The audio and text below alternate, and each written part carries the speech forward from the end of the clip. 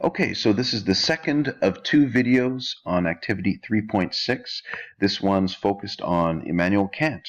And Kant was responding to a lot of the other early modern philosophers. And so the handout I have here just starts with a recap of David Hume and George Berkeley. And David Hume, as we know, was the ultimate skeptic. He doubted a whole bunch of different things. And George Berkeley was also an empiricist, so meaning that he thought that knowledge comes from our senses, from observations, but he also raised some skeptical points. Berkeley thought that it doesn't actually make sense for an object to exist apart from perception. Esse est percipi was his point. Existence is perception, or appearance is reality. And the reason he thought that, as you remember from previous activities, one of the previous activities, was that all of an object's the only way we can describe an object is in terms of its perceivable qualities. And so he thought that therefore we don't have any knowledge of an external world that is mind independent, that exists apart from us. And the only reason we save this external world, according to him, is because of God, because the world exists in God's mind. So that makes him an empirical idealist. He thinks that knowledge comes from the senses, but he also thinks that reality is mental, basically. Reality exists as a part of God's mind. Now, as with some of the other philosophers, this may seem far-fetched, but his point about an object only having perceivable qualities and not having qualities that are not perceivable remains. What does it mean to say that a chair or a table exists, except to say that it has all of these qualities that I perceive? And so how can I describe it independent of my own perception? Enter Immanuel Kant. Immanuel Kant had a major impact on philosophy, and he's said to have changed philosophy just like Copernicus changed astronomy. Copernicus said that the sun is at the center of the solar system, not the Earth. And this was a radical and dramatic change from what people believed before him. And Kant did the same thing in philosophy. So he's said to have caused a Copernican revolution in philosophy, where he said, reality out there, mind-independent external reality, should not be our focus. Instead, we should focus on our own experience of the world. We shouldn't be so worried about whether that experience of the world maps on to something mind-independent that's quote-unquote real. Rather, we should discuss and philosophize about the world we know, which is the world we experience. Okay, so let's unpack this a little bit more. For Kant, there are two different realities, or two different worlds. There's the noumenal world and the phenomenal world, and that's what this diagram here represents. Okay, so the noumenal world is the real world as it's traditionally known. Kant concedes that we can know nothing about it because, as Berkeley says, all we have are perceivable qualities that we can understand and make inferences based off of. We don't know anything about how the world exists independently of our perception of it. So ultimately, we can know nothing about it. It is the source of our sensations. So we know that it's the source of our sensations because we know that through our senses we come into contact with the real world in some way. So we know nothing about it, but we know it's the source. think about this concept as sort of like a letter that comes to us with no return address, right? We open the letter, we see that it's full of information, but we don't know where it came from. We don't know if that letter corresponds to some address and what that address or what that place could look like.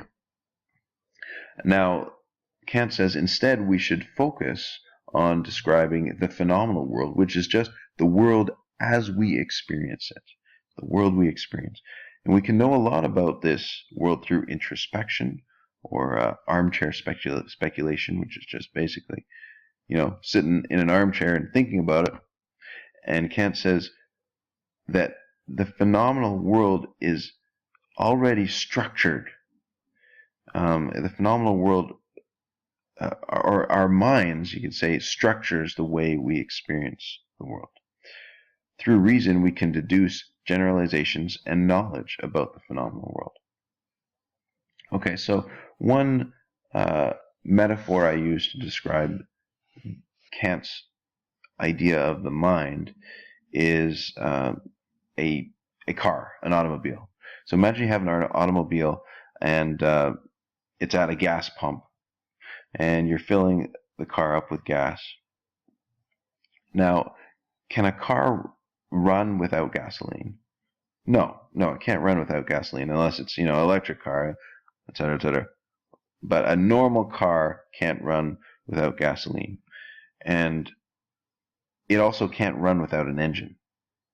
So unlike Locke, who believed that the mind is a blank slate, Kant sort of believes that the mind is a car.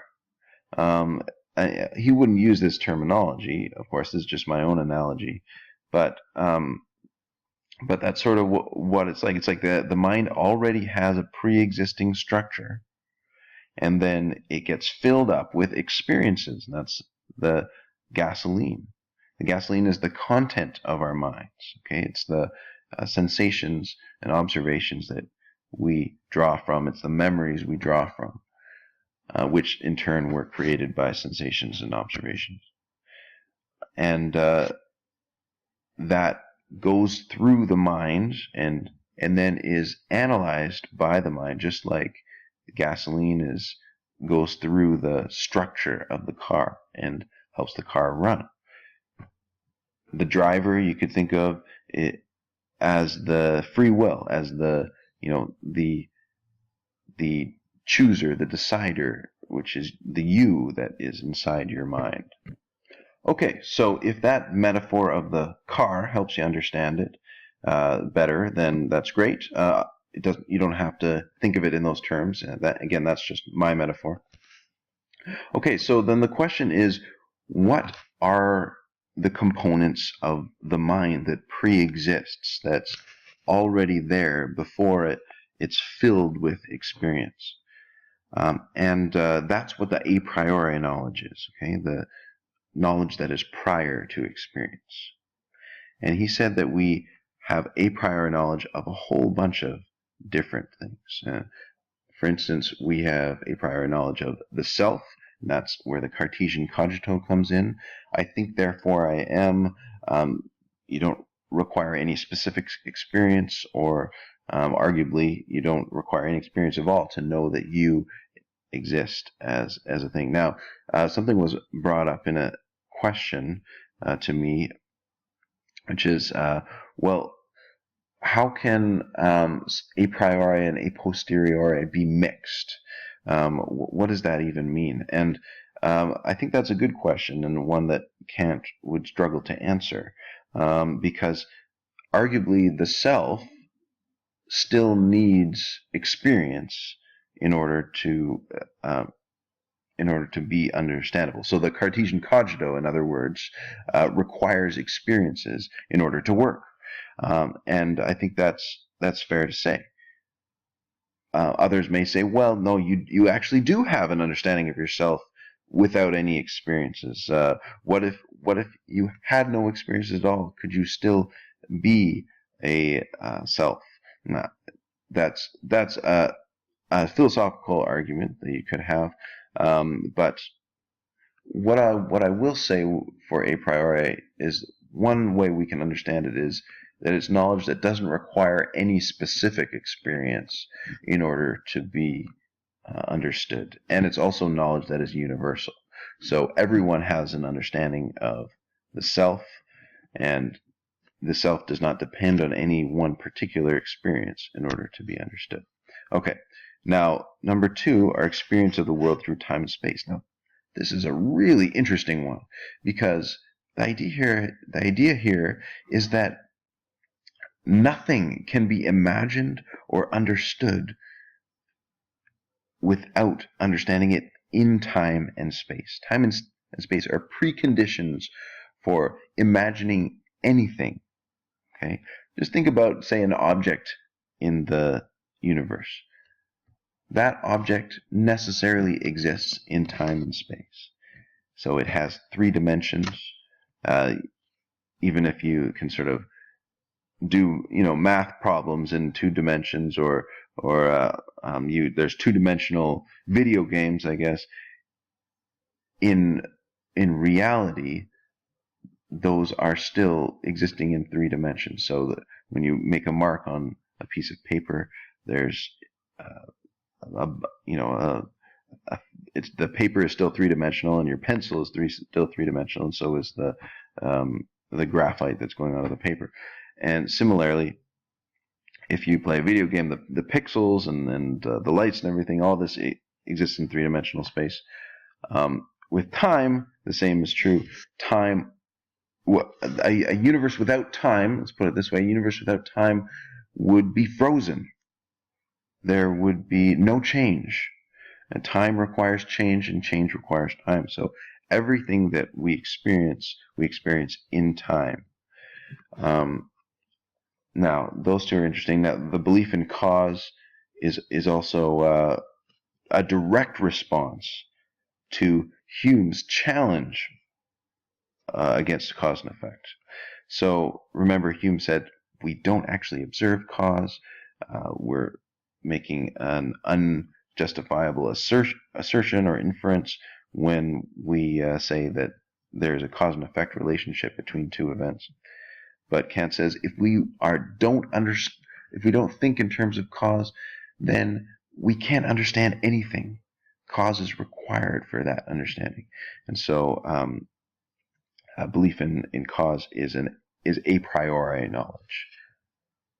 4 and 3 are very similar, and probably in retrospect I would combine those two, so don't worry about distinguishing them. 5, concepts necessary for knowledge, such as necessity, possibility, sufficient, impossibility, finite, infinite. All of these concepts are universal concepts that every human has an understanding of. For instance, take infinite. It's an interesting one because we don't actually understand infinite. Our minds are not capable of thinking in infinite terms. But yet at the same time, we always think that everything that has an end also has something beyond it, right? So we say, the universe is finite. There's an end to the universe, but then what's beyond that, right? So it's like everyone has an understanding of infinite, even if they can't conceive of what infinite would entail. Infinity is a really interesting concept for philosophy. Mathematics is also a priori because mathematics is universal, and everyone accepts it. So that 2 + 2 = 4. That is a priori knowledge. It's part of the structure of our minds that pre-exists. Ethics may be a surprise to you that it's included in this list, but Kant definitely thought that ethics was just as rational as mathematics. And again, this is in direct opposition to Hume. We will explore Kantian ethics a little bit more in our ethics unit, but that one I'll let you think about. How could this be a universal concept? And we'll come to that later. Okay, that's all for me. Thanks very much. Bye.